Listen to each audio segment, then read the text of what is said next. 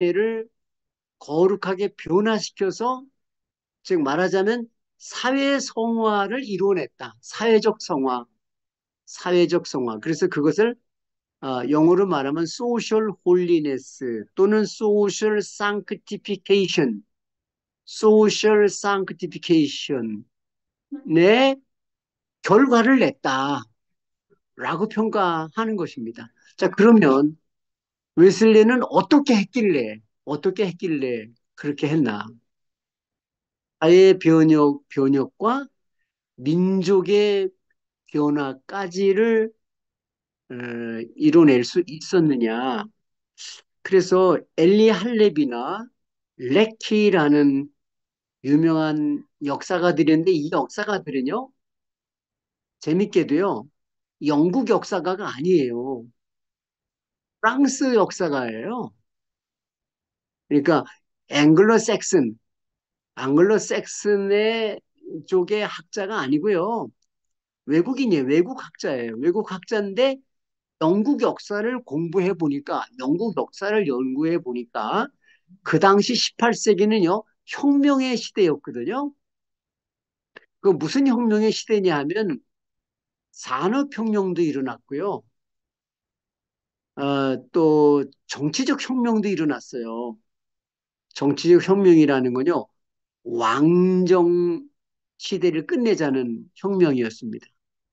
그래서 프랑스에서는요, 노동자 농민이 삽과 도끼와 쇠스랑, 곡괭이 그런 농기구까지를 동원해서 엘리제 공원을 쳐들어왔습니다.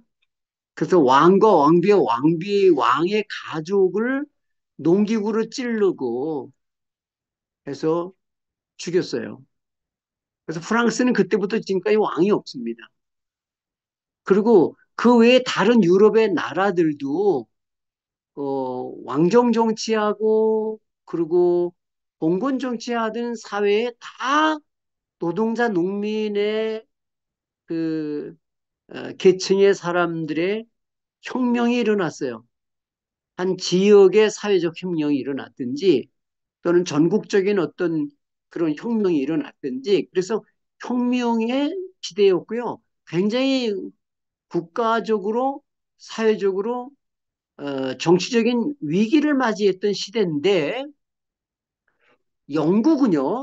영국도 어떻게 보면 영국이 다른 나라보다 더 그 노동자 농민의 불만과 억압이 더 많았던 시대였고요.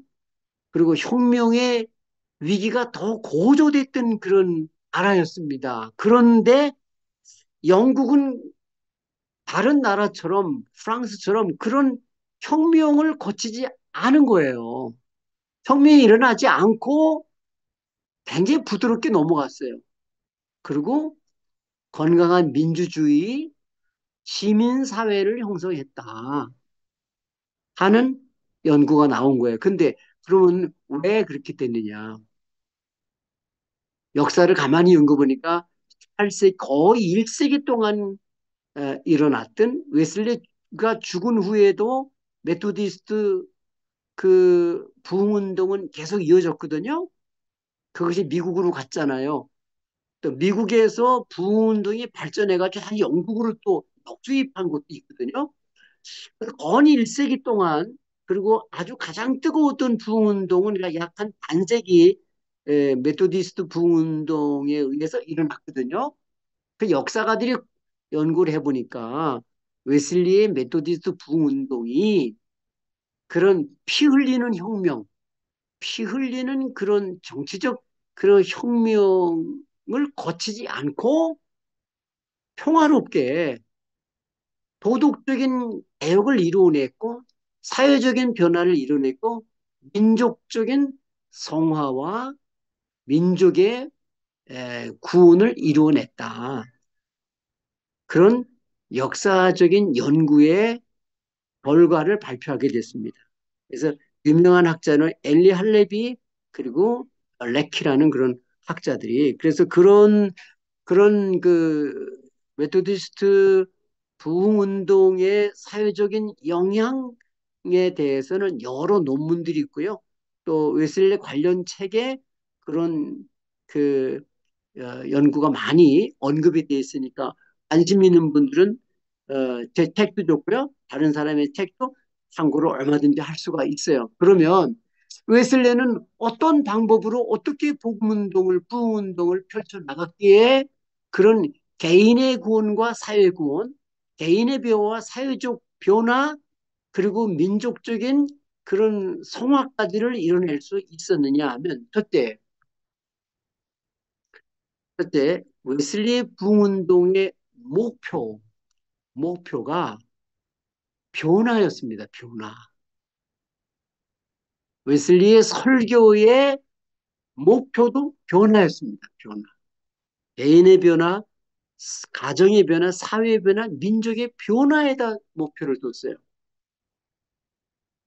그래서 매년 그 메토디스트 총회를 열 때마다 메토디스트 부흥운동의 목적에 대해서 선언을 했어요. 선언을 하고 그리고 거기에 대해서 그 주제를 가지고 웨슬리가 설교를 하고 강의를 했습니다. 요약은요. 메토디즘의 목적을 설명할 때 to reform the nation 그랬어요. to reform the nation 민족을 변화시키는 거였어요. 민족을 리폼하는 거예요. 민족의 마음, 백성들의 마음, 성품, 삶의 방식, 백성의 도덕을 개혁하고, 사회적인 도덕을 개혁하고, 그 당시에 무질서한 그런 영국 사회의 사회상을 변화시키는 것이 목적이었어요. 그래서 그것을 웨슬리는 통일 때 선언하는데 이런 용어를 사용해서 to reform the nation 민족을 개혁하는 거예요. 변화시키는 겁니다. 그런데 참 여기 중요한 말이 있어요. 제 책에 다 나와 있습니다. particularly the church 그랬어요. 특별히 먼저 여기서 particularly라는 말은요. 특별히라는 말도 있지만 그 무엇보다 먼저 민족을 개혁하는데 먼저 reform the church 교회를 먼저 개혁하고 교회를 개혁하는 것. 교회를 개혁함으로써 민족을 개혁하는 것인데 그 최종 목적은 to spread scriptural holiness of the land. 그래서 온 세상에 성서적 성결, scriptural holiness, 성서적 성결, 성화를 전파하는 것이다. 정서적인 성교를 온 세상에 온 땅에 전파하는 것이 메토디즘의 목적이다 라고 선언을 매 총회 때마다 선언을 하고 거기에 대해서 집중적으로 설교하고 강의를 하고 기도를 했다는 것입니다. 목표가 개인의 변화와 사회의 변화, 민족의 구원과 성화였다라는 것. 두 번째, 이것을 위해서 한 영혼을 구원하고 변화시키는 복음 전도 운동에 충실한 거예요. 모든 건 한 영혼 개개의 영혼을 확실하게 복음으로 구원하고 변화시키는 것입니다. 그래서 그 한 영혼이 가정을 변화시키고 이웃에게 영향을 주고 사회의 변화에 영향을 주는 그런 씨앗이 되는 것입니다. 자, 두 번째는요, 아, 지난 시간에 공부한 것처럼 속회와 반회와 신도회라는 그 작은 공동체, 소공동체 영성 훈련 모임이었습니다. 그것은 그리스도인의 생활 훈련이었습니다. 그리스도인의 생활 훈련. 그리스도인은 어떻게 말하고 어떻게 사회에서 행동하고 어떻게 직장에서 생활을 하고 어떻게 가정을 그리스도인의 행복한 가정으로 만들어 가겠느냐. 크리스천 라이프에 대한 디스플린 하는 거였어요. 훈련한. 디스플린. 디스플린 of the Christian life. 그리스도인의 생활을 어떻게 할 것이냐 하는 것에 대한 훈련을 집중적으로 시켰는데 말하자면 영성 훈련입니다. 근데 이걸 소공동체 단위로 했다고 말해요. 소공동체 단위로. 그래서 그것을 제가 그 뭐 속회 소공동체 공부할 때 우리가 다 했잖아요. 그래서 서로가 서로의 잘못을 고백하고 서로의 선행을 격려하는 것입니다. 서로를 격려하는 거예요. 서로를 도우면서 자기 삶의 현장에서 선을 행하게 했던 것입니다. 이 선행이라는 것은 영어로 good works, good works. 어디 가든지 그리스도인의 생활을 함으로써 선을 행하는 것입니다. 그래서 이것을 웨슬레는 practical Christianity, 실천적 기독교라고 그랬어요. 실천적 기독교 운동이었습니다. 그 실천적 기독교 운동을 소공동체에서 훈련시키는 거예요. 말하자면 the way of Christian life, 그리스도인의 생활의 그 방식을 훈련시켜서 사회, 영국의 사회, 영국인의 사회 생활의 도덕을 입범하는 것이었어요. 그래서 모랄리티, 모럴 라이프, 백성의 도덕적 생활을 개혁하는 것이었다. 근데 그게 혼자 안 돼요. 그러니까 소공동체 훈련을 통해서 서로를 격려하고 함께 기도하고 말씀을 받고 사랑의 교제를 통해서 서로 격려해서 삶의 현장에서 서로 선을 행하는 크리스천 라이프를 사는 훈련을 시켰다는 거죠. 세 번째요. 세 번째가 중요합니다. 요거는 그 웨슬리 국제대회에서도 제가 뭐 시간상도 그랬고요. 논리적으로 설명할 환경이 안 돼서 다 얘기를 못했는데요. 여기 제 책의 326쪽에 가난한 사람들의 아버지 사랑의 성자 존 웨슬리 모든 선을 행하라. 존 웨슬리의 실천적 기독교 이게 답입니다. 요거 세 번째예요.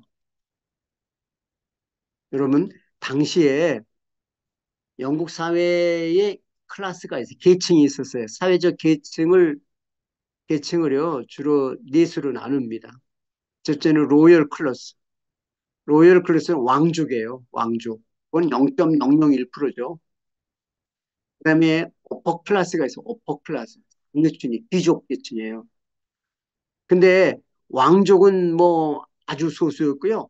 어퍼 클래스 이 귀족 상류층이 전체 인구의 5%에서 5%. 그다음에요. 미들 클래스가 돼요. 미들 클래스. 중산층이라고 말은 하는데 그 당시 중산층은 전체 인구의 10%에서 15%까지. 그럼 다 해서 로열 클래스, 어퍼 클래스, 미들 클래스 다 해서 20%가 채 못 돼요. 10%까지 보는 거예요. 그럼 나머지 80%가 워킹 클래스예요. 워킹 클래스. 노동자 계층이에요. 이거를 다른 말로 common people, 보통 사람들, 또 다른 말로 poor people, 가난한 사람들이라고 일컬었어요. 자, 그런데 웨슬리와 메토디스트 운동은요, 가난한 사람들을 위한 전도 운동이고, 가난한 사람들을 돕는 운동이었어요. 그거를 저는 우리말로 박애 운동이라 그럽니다. 박애 운동. 사랑을 펼치는 운동. 그리스도의 사랑을 펼치는 운동. 그리스도의 사랑을 펼치는 운동인데 그것은 practical Christianity, 실천적 기독교 운동이었다. 더 쉽게 말하면 어디 가든지 선을 행하는 굿워크, 선, 좋은 일을 행하는 운동이에요. 메토디스트 부흥운동은. 기도만 하고 설교만 하고 교인 수만 늘리는 게 목적이 아니라 전도 운동과 함께 공동체에서 그리스도인의 삶을 훈련하는 그런 운동이고, 그리고 셋째는 성서적 성교를 온 땅에 전파하는데 그 방법은 선을 행하는 거다. 특별히 가난하고 소외된 사람들, 가난하고 소외된 사람들에게 그리스도의 사랑을 펼치는 운동. 그래서 당시에요, 웨슬레가 죽은 후에 약 반세기가 됐을 때 영국에 있는 고아의 거의 80%를 메토디스트 처치가 다 끌어안았어요. 지금도 가면은 메토디스트가 운영하는 고아원이 참 많습니다. 그게 이제 학교가 됐거든요. 나중에 역사적으로 학교로 발전했어요. 감옥의 죄수들을 메토디스트들이 다 맡았습니다. 그래서 내가 그 옥스퍼드 대학에 있을 때 학생 때부터 죄수들을 돕는 운동을 했잖아요. 뭐, 집 없는 사람들, 장애 우들이라든지 여러 가지 사회적인 문제를 가진 사람들을 메토디스트 그 박해 운동을 통해서 국가도 못하고 사회도 못하고 교회도 못하는 것을 박해 운동을 통해서 이 메토디스트는 그들을 돕고, 그리고 그들의 인간의 디그니티, 인간의 인간으로서의 가치, 존엄성, 그리고 그들의 인간으로서의 행복을 찾아주는 그런 운동을 했던 것입니다. 그래서 이것을 또 다른 말로 하면요, 그는 박애 운동들이고, 또 한 가지는요, 사회적 성결 운동이에요. 금주 운동, 금주 운동. 그 당시 고박, 더러운 그 도덕적으로 타락한 극장이 아주 뭐 타운마다 넘쳐났거든요. 그래서 메토디스트들은 거짓말하지 않는다. 메토디스트는 거짓말하지 않는다. 메토디스트들은 도박하지 않는다. 메토디스트는 개싸움이나 닭싸움 피지 않는다. 메토디스트는 알코올 음주하지 않는다. 메토디스트는 더러운 극단에 가지 않는다. 그래서 그 당시 메토디스트들의 도덕성이 나라에서 메토디스트 도덕성이 제일 높았다고. 그래서 메토디스트들에 대한 여러 가지 이름이 붙었는데 그 중에 하나가 호네스트 메토디스트, 정직한 메토디스트. 사회적 성화 운동을 일으킨 거고요. 메토디스트는 절대 거짓말하지 않는. 메토디스트들은 거짓말하지 않는. 그래서 메토디스트 목사들이 어느 직장이고 추천서를 쓰면은 그건 100% 취직이 됐고, 어느 직장에 가든지 메토디스트들은 정직해, 성실해. 그래서 어디 가든지 메토디스트들은 사업의 경영도 잘했다. 그래서 진급도 잘했다. 나중에는 저 북부 산업지대에 가난한 메토디스트들이 열심히 일을 해서 회사의 경영자가 되고 사업가가 됐어요.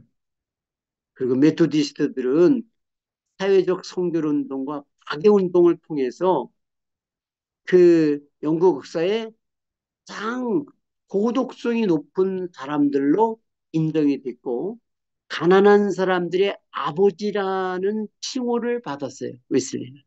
가난한 사람들의 아버지, 가난한 보통 사람들의 친구, 목자가 됐습니다. 바로 한국 교회가 왜 이렇게 부흥을 하고 가는 곳마다 십자가가 많고 교인이 많아도 기도를 많이 해도 변화가 안 되느냐 하는 것은요. 교회나 국가가 백성들이 기독교에 의해서 감동을 받아야 됩니다. 고마워해야 됩니다.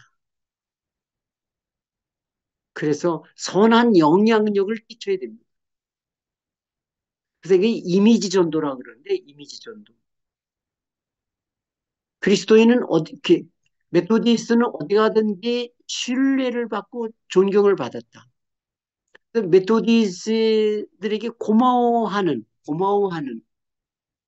그런 사회가 됐어요. 근데 이거를 이런 면에서 한국 교회는 너무 뒤떨어졌다. 너무 이런 면에서 부족하다 하는 것을 느끼고 그래서 변화가 안 된다. 그래서 교인들은요, 우리 담임 목사님이 목회를 열심히 하셔.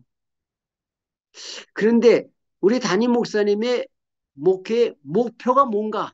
우리 담임 목사님이 좋아하시는 거 바라는 그 목표가 뭔지를 교인들은 잘 알아요. 변화냐, 크기냐, 교인들은 잘 압니다. 목사님이 바라시는 걸 교인들은 악이 아닌 한 다 따라갑니다. 그래서 한국 교회는 정말 메토디스트 그 18세기 부흥운동에서 꼭 배워야 될 것은 그 부흥운동의 목표가 성서적 성교를 온 세상에 전파하는 것인데 그것은 도덕성의 개혁 그리고 인간의 가치와 존엄성과 행복을 증진하는 그런 박애운동 어디 가든지 선을 향하는 실천적 기독교 운동을 한다면 한국 이 나라의 백성이 기독교인에 대해서 신뢰를 갖게 될 것이고 고마워하게 될 것이다. 교회가 꼭 필요하다. 교회가 없으면 안 된다. 교회 때문에 사회는 깨끗해지고 그리고 사회는 평화로워지고 행복해진다. 라는 그런 영향을 받아야 됩니다. 감동을 받아야 됩니다. 웨슬리와 메토디스트들은 영국 백성을 감동시켰다는 거죠. 제가 그 웨슬리의 회심 250주년이었을 때 1985년도네요. 그때 1985년도가 아니라 1905년도 아니 85년도네요. 87년도. 제가 영국에 있었습니다. 그때. 근데 250주년인데요. 그 텔레비전 방송에서 일주일 내내 웨슬리와 메토디스트 운동에 대해서 계속 다큐멘터리를 보여줬습니다. 그리고 신문도 그랬고요. 그런데 그 가톨릭 교회를 비롯해서 모든 교파 대표와 교인들이 웨슬리의 부운동과 메토디스트 그 운동을 기념하고 그걸 축하하고 그걸 다시 기억하고 그리고 웨슬리에게 고마워하는 그런 여러 가지 드라마를 만들기도 하고요. 그런 그 저술도 하고요. 여러 가지 모양으로 그런 프로그램을 만들어서 보여줬습니다. 영국 역사의 메토디스트 부흥운동은 참 고마운 것이었습니다. 감동적인 것이었고요. 그래서 교회사의 영국 역사만 아니라 온 세계가 루터의 종교개혁운동, 칼빈의 종교개혁운동, 그리고 웨슬리의 종교개혁운동에 대해서 고마워하는 것입니다. 많은 감동을 받았고 많은 선한 변화를 일으켰죠. 그리고 웨슬리의 운동은 루터와 칼빈에 이어서 한 200년이 늦거든요. 그런데 아주 실천적 기독교 운동에 가장 그, 그 선명한 그런 를 보여준 그런 아, 교회 히스토리, 처치 히스토리로 그렇게 교회사에 기록이 되고 평가가 되고 그렇게 본보기가 되고 있는 것입니다. 우리 한국 교회가 지금 세계에서 제일 역동성이 있습니다. 뭐 어디 가든지 한국 교회만큼 행복한 데가 없어요. 그러나 한국 교회의 그 목표를 교회 부흥과 동시에 사회적 변화, 사회적 성화에다가 목표를 두고 한다면 교인들 대단히 좋아할 겁니다. 호심을 가질 겁니다. 그리고 대한민국 백성들과 사회는 기독교 또 교회 그리스도인을 보는 그런 시각이 변화될 것이고 이 사회에 꼭 기독교는 필요하다. 교회가 필요하다. 교회에 고마워한다. 그리스도인들 때문에 사회가 깨끗해지고 정직해지고 도덕적이 되고 정말 행복해진다 하는 그런 아, 그 이미지가 형성이 될 것입니다. 웨슬리는 그 당시에 그 327쪽에요. 327쪽 아래쪽에 그리스도인의 생활 규칙을 에, 제가 그 원문을 놓고요. 번역을 해놨는데 저는요. 이, 이, 이 그리스도인의 생활, 크리스천 리빙의 룰 이거를요. 저는 제 거실에 늘 걸어놓고 늘 봅니다.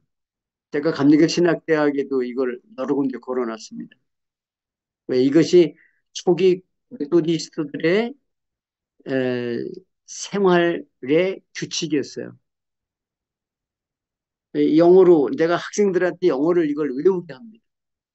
언제 한 번은 예, 교회사 시험에 메소디스트 교회사 시험에 제가 이거 룰을요 영어로 쓰는 걸 문제를 냈어요. 그래서 학생들이 아주 마음속에 아주 꼭 새겨지도록 이게 얼마나 좋은지 몰라요. Do all the good you can, all the good you can. 내가 할 수 있는 모든 선을 행하라. 이게 메소디스트 신앙이에요. 이것은 메토디스 생활의 규칙이에요. 이게 신앙이고 영성이고요. 이게 메토디스트들이 가졌던 전파한 프랙티컬 크리스천의 실천적 기독교. 말하자면 기독교의 신앙과 교리와 그 진리를 실천하는 운동이라 말해요. 실천하는 운동. 프랙티컬이라는 건 프락시스라는 라틴어에서 나온 거예요. 실천이라는 그런 라틴어에서 나온 거예요. 예, 기독교를 실천하는 운동이었다. 근데 그 실천인데 어떤 걸 통해서 어? 선을 행하는 선을 행하는 거는 반드시 가난한 자를 먹이고 입히는 그런 가난한 자에게 동정을 베푸는 것만이 선이 아니라요. 자기가 먼저 도덕적인 생활을 하는 거예요. 도덕적인. 그래서 모든 악을 버리는 것입니다. 이웃에게 이웃에게 불행이 되고 이웃에게 고통이 되고 이웃에게 악이 되고 이웃에게 피해가 되는 모든 악을 버리고 이웃과 사회에 도움이 되는 모든 선을 행하는 것입니다.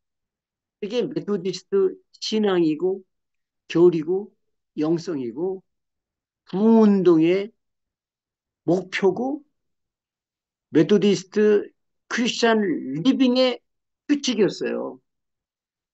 이러니까 변화를 가져온 겁니다. 이러니까 변화의 열매를 맺은 겁니다.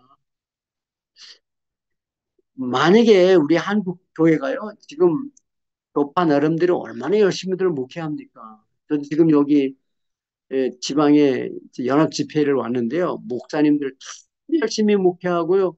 교인들이 더운데도요. 많이 모여서 기도하고 이렇게 열심히 있는 그런 교회가 세계에 한국밖에 없습니다, 지금.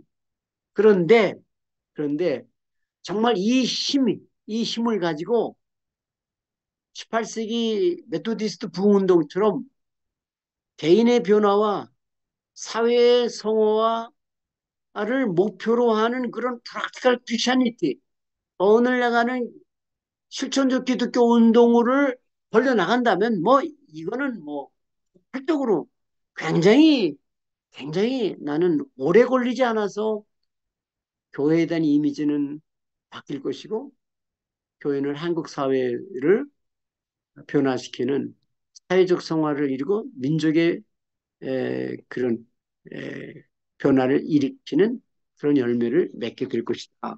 그렇게 저는 생각을 합니다. 무엇보다 그 웨슬리는요, 참 사랑이 많은 사람이었어요. 가난한 사람들에 대한 그런 애정이 정말 참 컸습니다. 그래서 그 335쪽 보세요. 335쪽에 334쪽 맨 위에 인용문 있죠? 또 335쪽에 또 위에 인용문 있죠? 그 가난한 사람들을 직접 방문을 하거든요. 가서 친구가 되고 형제가 되고 그리고 아버지 같이 그렇게 돕고 함께 지내거든요. 그래서 교회사에 그 가난한 사람들의 친구 아버지, 가난한 사람들을 위한 사랑의 성자라고 부를 수 있는 사람을 이름을 대라, 몇 사람 대라 그러면요. 성 프란치스코, 성 프란치스코, 성 프란치스코하고 웨슬리하고 거의 비슷해요. 무소유의 삶을 살았고요.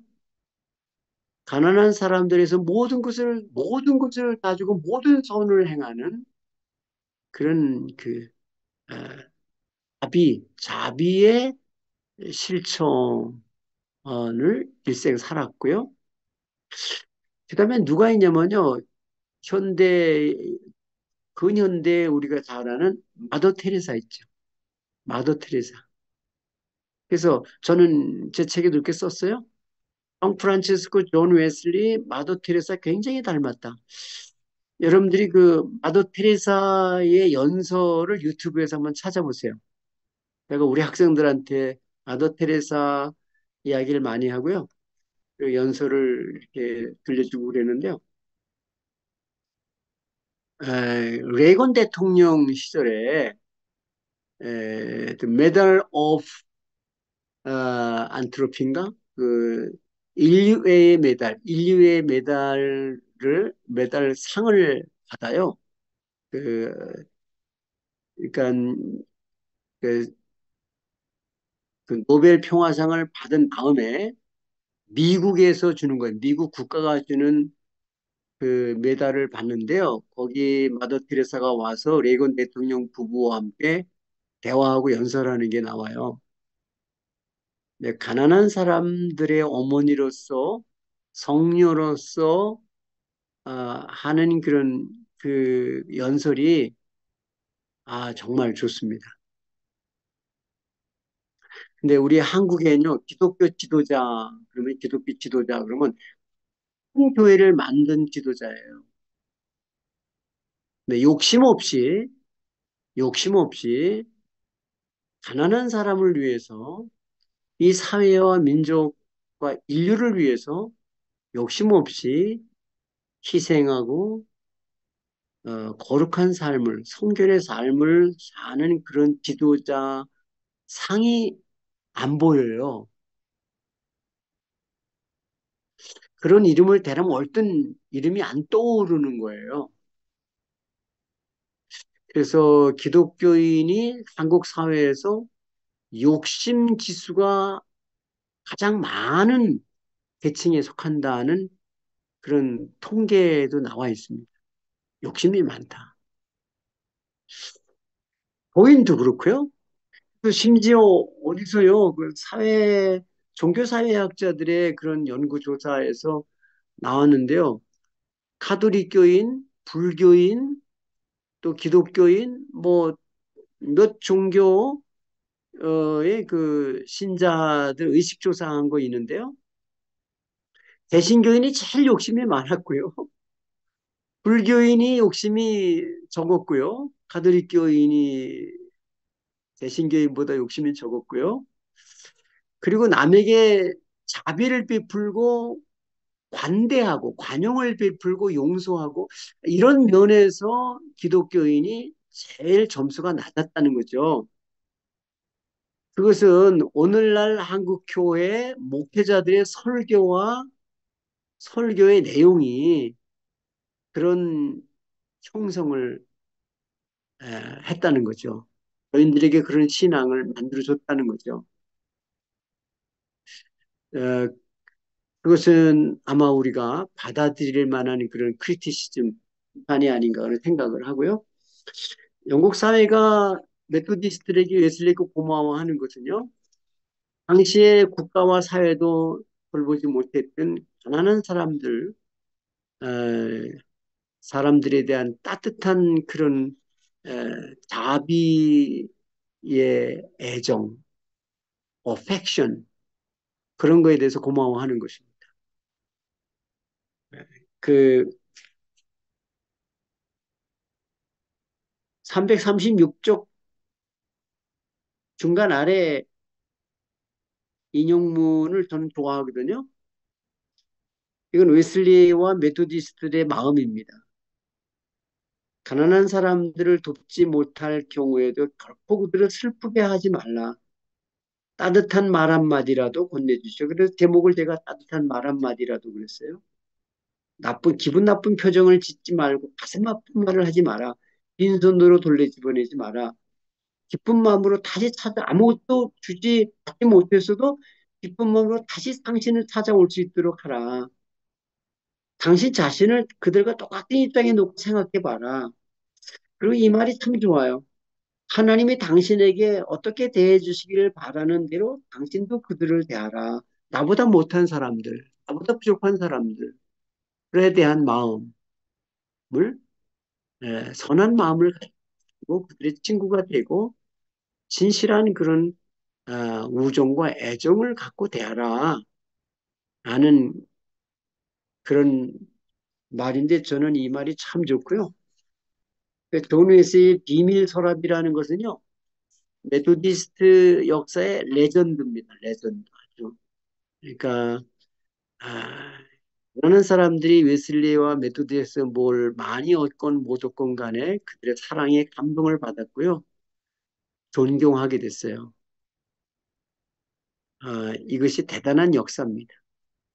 이것이 개인만이 아니라 사회를 변화시키고 민족을 변화시킨 그런 웨슬리안 부운동의 원동력이라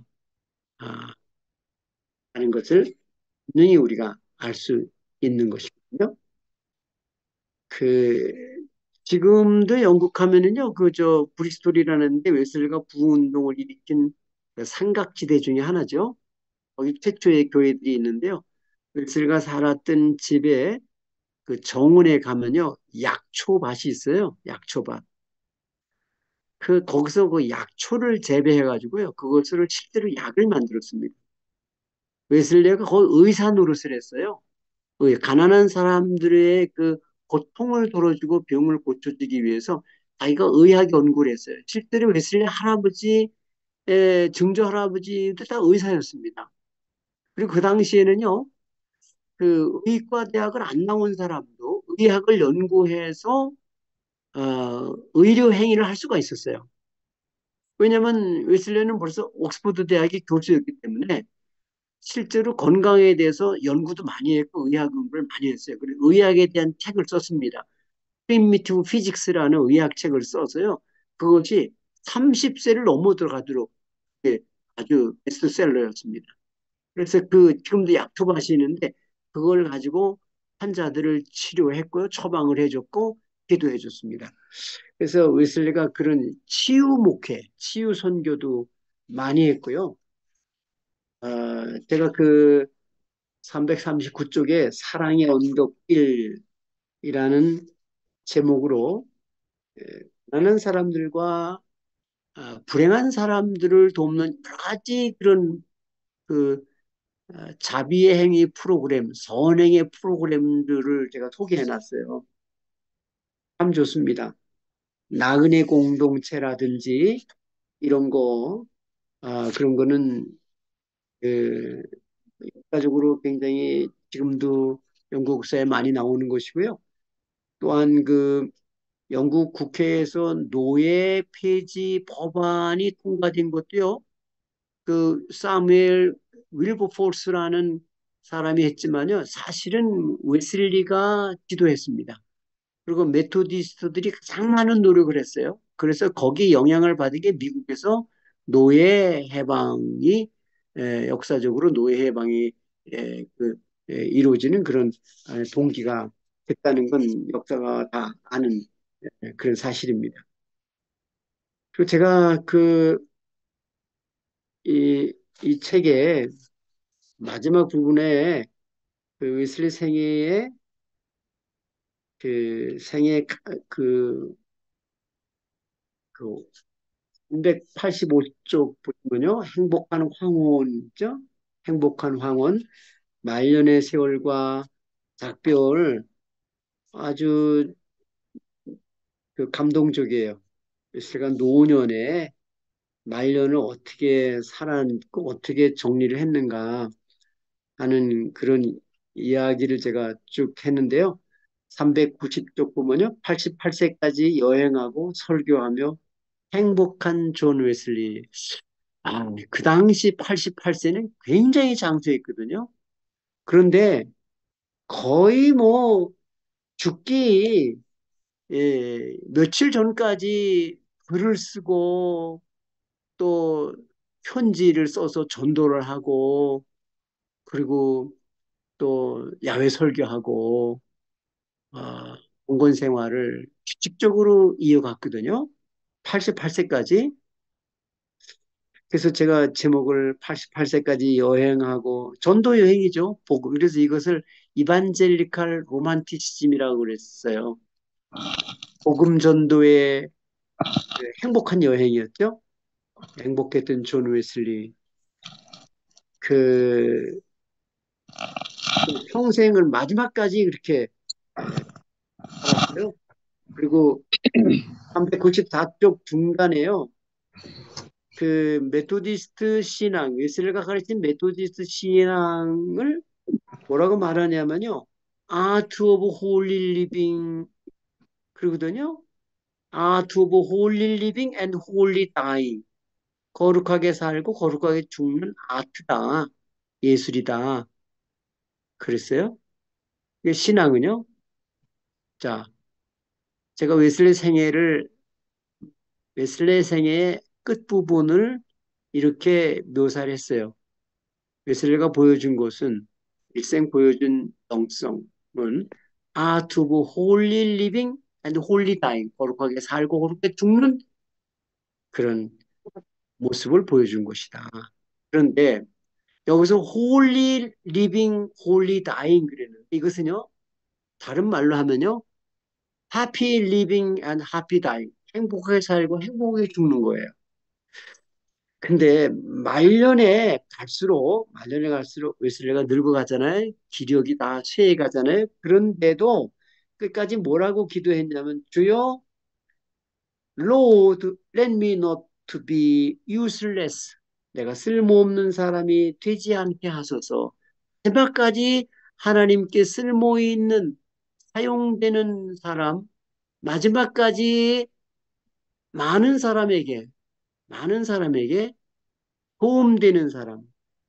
많은 사람에게 도움이 되는 사람, 많은 사람에게 행복이 되고 기쁨이 되는 사람. 이렇게 이것을 Lord, let me not to be useless. 난 이 웨슬리 말년의 마지막 이 고백과 기도가 얼마나 좋은지 저도 이렇게 살고 싶습니다. Lord, let 아멘. me not to be useless.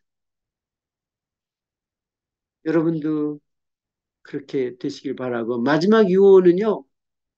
세상에서 가장 좋은 것, The best of all is God is with us. 하나님이 함께 계신 하나님과 함께 있는 것이다. 근데 마지막 유언이 여러 가지가 있어요. 정말 너무너무 좋습니다. 마지막 유언이 참 좋습니다. 그 396쪽 중간에요.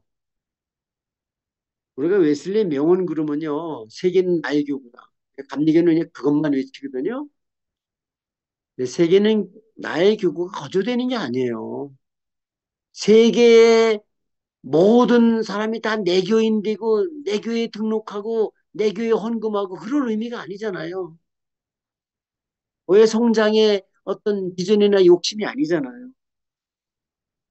세계 어디 구석에도 땅끝이라도 가서 죄인이 있고 불행한 사람이 있고 지옥에 갈 사람이 있어 가서 복음을 전한다 하는 그런 자기 소명을 얘기한 거죠. 그런데 사실은 그것보다 더 중요한 웨슬리의 남긴 유언 중에 명언들이 있어요.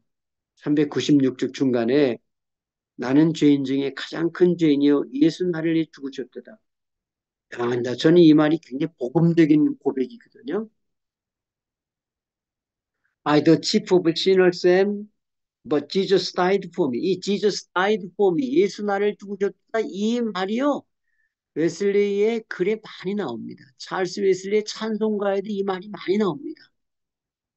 예수님은 나의 구주. Jesus is my savior라는 고백적 신앙의 고백인데 이것을 유언으로 자주 말했어요. Jesus died for me. 예수 나를 위해 죽으셨도다. 마지막 신앙 고백입니다. 예수의 피가 아니면 천국에 들어가는 길은 없다. 그리고 이 웨슬리 마지막 마지막 숨, 마지막 숨도 하나님을 찬양하는 것이 되게 해달라고 기도했어요. 마지막 숨 소리까지 하나님을 찬양했다. 그게 397쪽에 있습니다. 내가 숨 쉬는 동안 나의 창조주 하나님을 찬송하리라. 비록 내가 죽어 내 목소리가 힘을 잃을 때, 그러니까 마지막 숨소리까지도 하나님을 찬양하게 해달라는 그런, 내 숨이 멎고 기억이 꺼져가도 나의 찬양은 영원하리라. 아, 얼마나 좋은 신앙 고백입니까? 마지막에 The best of all 398쪽 The best of all is God is with us. 우리가 하나님이 우리와 함께 계심이 가장 좋은 것이다. 이것은 웨슬레이 남긴 유언 중에 아주 유명한 거거든요. 그런데 아, 399쪽에 보면요. 제가 웨슬리의 마지막 장례식에 관한 거거든요.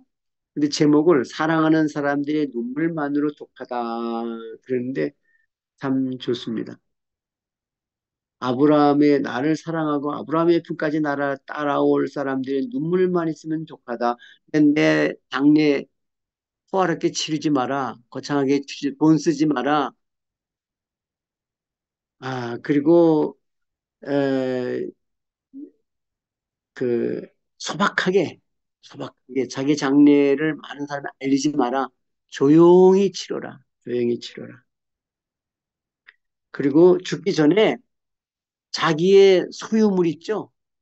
그거를 다 가난한 사람들, 필요한 사람들에게 다 주고 갔어요. 심지어 잉크병까지 모든 걸 다 주고 갔어요. 이름을 다 이건 누구에게 줘라, 누구에게 줘라, 누구에게 줘라. 그러니까 나중에 그분들이 다시 돌려주어서 박물관에 지금 있는 것이 많이 있는 것을 제가 보았습니다. 그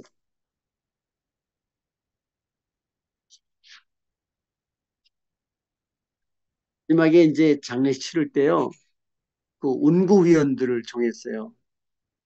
운구위원들을 자기가 가깝게 지내던 가난한 사람들 운구위원으로 정했어요. 그리고 그들에게 수고비를 다 준비해 놓았어요. 수고비 다 주고 자기 친구들이죠. 교인들 중에 가난한 친구들에게 운구를 시키고 그리고 그들이 자기 시신을 운구하게 하고 수고비까지 다 싸서 다 만들어 놓고 그리고 갔고요. 그리고 마지막까지 그 검은 천도요. 나중에 가난한 사람들이 노동자들이 옷을 만들어 입을 수 있도록 그렇게 배려를 했고요. 까지 모든 것을 다 주고 그야말로 웨슬리의 그 신앙, 영성, 신학 그가 설교 가르친 대로 마지막 삶을 정말 아트 오브 홀리 리빙 and happy, 홀리 리빙 and 홀리 다잉을 보여줬습니다. 거룩하게 살고 거룩하게 죽는 것을 그대로 보여줬고요. 그것이 곧 행복이다. 제가 이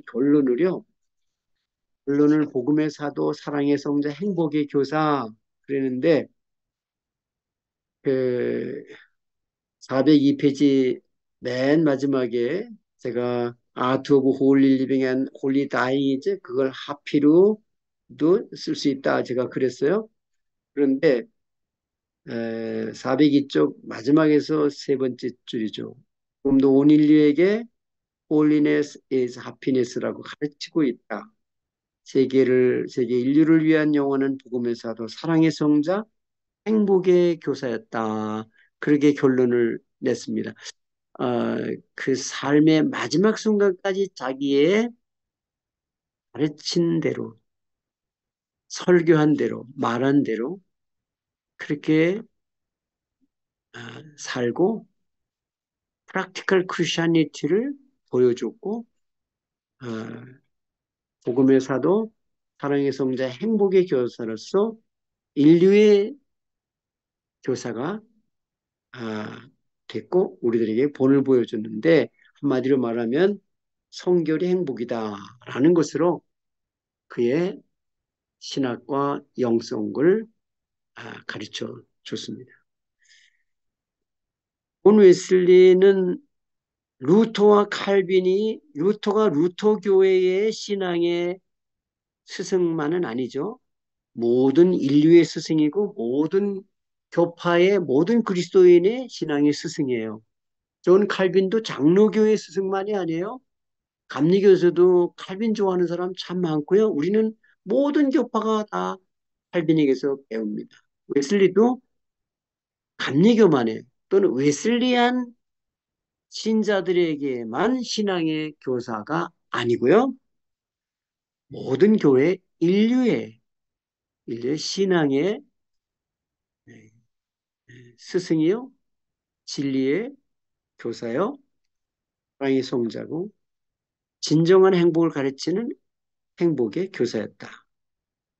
그래서 이런 모든 거룩한 신앙의 전통, 치 그런 것은 온 그리스도인이 공유하는 것이고 그리스도교를 넘어서 온 인류가 공유하는 거룩한 유산이요. 복된 유산. 이것을 기억하고 배우고 지키고 이어나가는 것이 우리들의 사명이고 우리들의 전도고 우리들의 목회가 되는 것이죠. 이거로 제 강의는 마치고요. 여러분들의 질문도 받고 또 여러분들의 이야기도 나누면 좋겠습니다.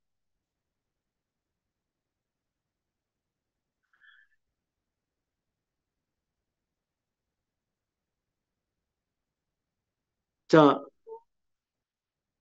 혹시 뭐 질문 있거나 하신 말씀 있으시면 하시죠.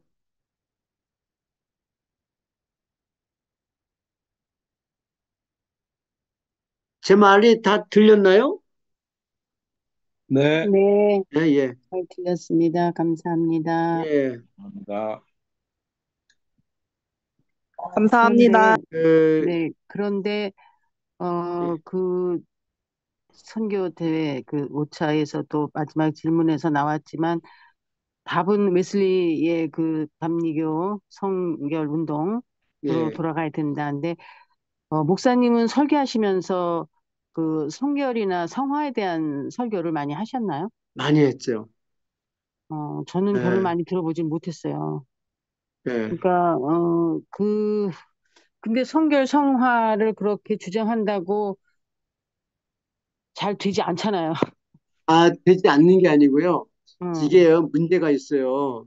네, 이게요, 제가 목회하면서 한 가지 고민이랄까 문제가 어디 참 큰 문제가 있는데요. 네, 우리 교인이요, 내 가르침에만 영향을 안 받아요. 음, 한국 교회의 흐름에 영향을 받아요. 큰 흐름에 같이 가요. 음, 음, 그리고 다른 데서 온 교인들은요, 참, 그, 그것이 수정되는데 오랜 시간이 걸리거든요. 음, 그리고요, 예를 들면요, 자, 어, 어떤 유명한 목사님, 내 교회의 목사님이 인기가 있다. 그 영향을 얼마나 많이 받는지 몰라요. 자, 조영기 목사님은 감리교도 장로교도 아닙니다. 비교적 늦게 등장하신 어, 지도자였어요. 근데 조 목사님의 영향은요, 감리교인, 장로교인을 비롯해 심지어요, 천주교에서도 영향을 받은 사람이 많아요. 굉장한 임팩트를 줬습니다. 조영기 목사님이요. 제가 영두부 중앙교회에 있었는데요. 순복음교회 가깝잖아요. 우리 교인도 순복음교회 영향 굉장히 많이 받았습니다. 장로교에서 오신 교인들도 많아요. 그러나 저는 우리 교인들 머리 숫자 안 셌어요. 혹시 딴 데서 부목사, 전도사 새로 오면은요, 시키지도 않은 일을 많이 했어요. 예, 머리 숫자 세고 그냥 예배 드리는데도 또 합락질하면서 그냥 덮고 막 이러더라고요. 저는 목표를 거기다 두지 않았어요. 예, 교회는요, 한 교회가 큰 교회들이 몇 개 서서 그것이 바람직한 게 아니에요. 목사님들이 욕심을 버려야 돼요. 내 교회 많이 몰려들어도 그 교인 단대 보내줘야 됩니다. 그리고 나눠줘야 돼요. 이것은 교인들 보고 정직해라, 선을 행하라 해서 되는 게 아니에요. 교회부터, 교회부터 개혁을 해. 그래서 웨슬리가, 자, 메토디스트의 아멘. 목적이 뭐냐? To reform the nation. 민족을 개혁하는 건데, particularly the church. 교회 먼저, 특별히 교회부터. 그래서 그렇게 해야 스크립처럴 홀리네스, 성서적 성교를 온 세상에 전파하는 것이다. 목회의 목표를 바꿔야 됩니다. 음. 예. 제가 그런 교회를 하나 알고 있는 게 우리들 교회예요. 네. 우리들 교회 김영재 목사님의 설교는 항상 거룩이 목표다라고 하세요. 네. 그 참 음, 굉장히 좋아요. 저도 음, 그런 면을 알고 있고요. 가끔 그분 음, 얘기도 합니다. 근데 지금 우리 한국 교회는 목표 자체가 missing the mark. 그러니까 관역을 잘못 맞추고 있어요. 다 잘못된 건 아니에요. 그럼 네, 아까 제가 세 가지 얘기를 했잖아요. 근데 그 세 번째 거에 대해서 너무 부족해요. 그 세 번째 거는 그거에 대해서는 거의 열심을 못 내는 그런 분위기에 와 있죠. 그 한국교회 교인들은요, 그 영향을 참 많이 받습니다. 큰 교회가 떴다. 그래서 이 유튜브에 그런 목사님 설교 계속 나오는 게 그거 좋지 않은 겁니다. 그렇게 하면 안 돼요.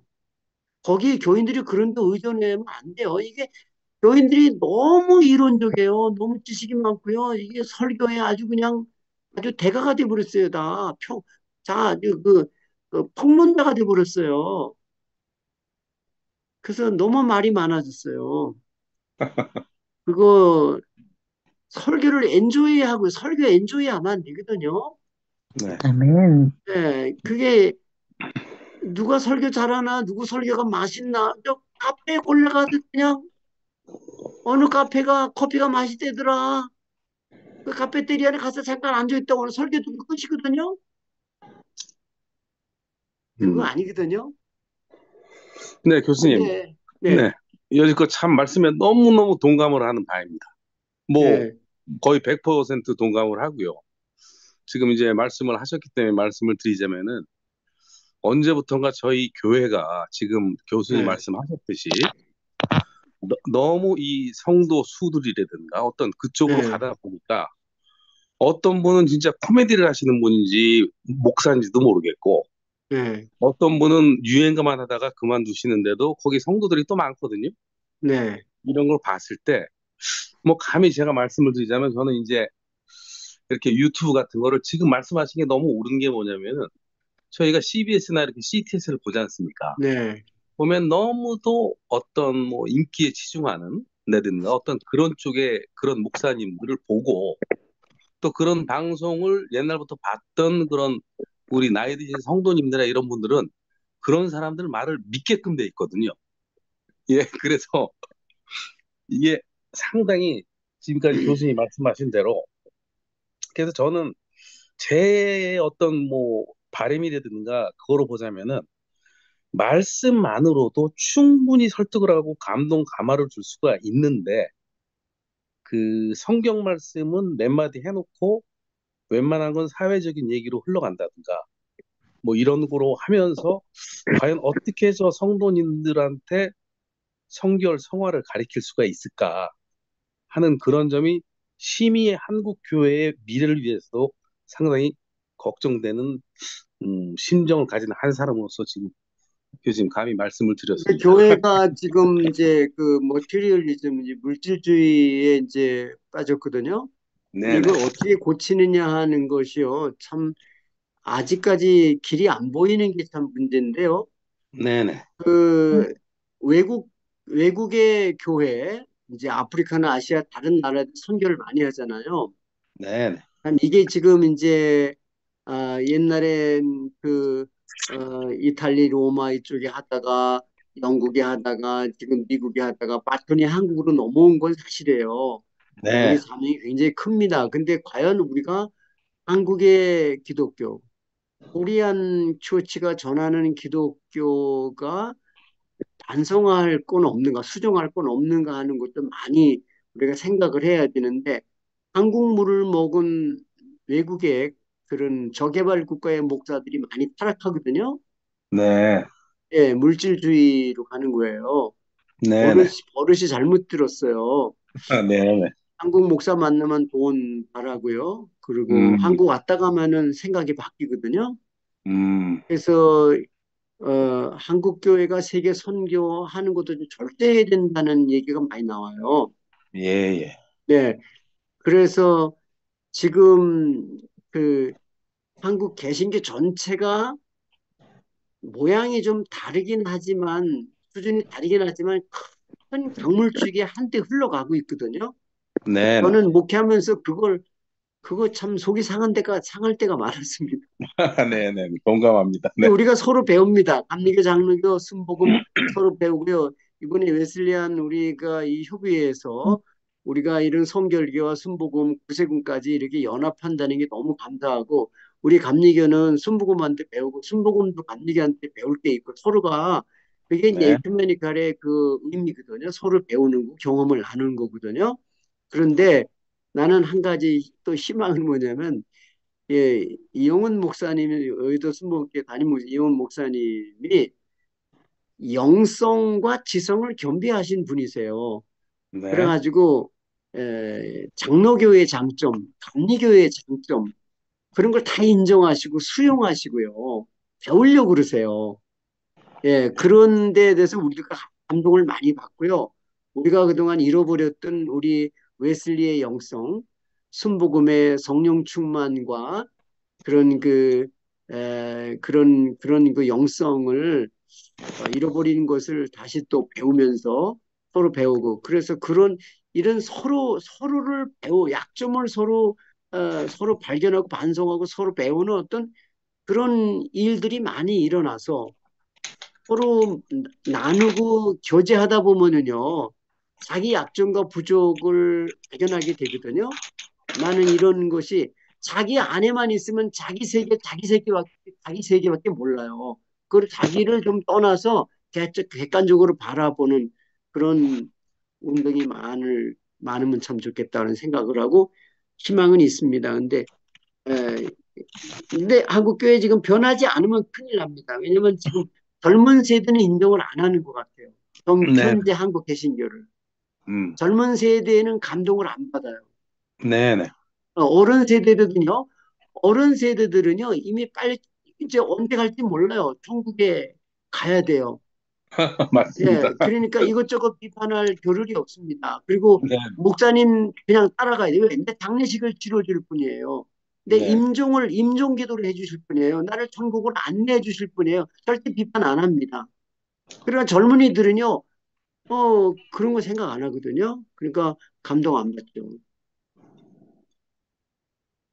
자, 그래서 어쨌든 간에 우리가 뭐 웨슬리한테서 모든 걸 다 배울 수는 없어요. 루터한테도 배우고 또 뭐 초대교회 중세기에 뭐 여러 그런 영성가들, 신학자들 또 지도자들한테서 배우는 건데요. 오늘 이번 한 학기 이렇게 웨슬리한테서 배웠습니다. 다음 주는 이제 기말 시험 고사인데 이 어떻게 하나요? 다음 주는 강의를 대신해서 제가 과제를 내줘야 되는 건가요? 어떻게 해야 되는 거예요?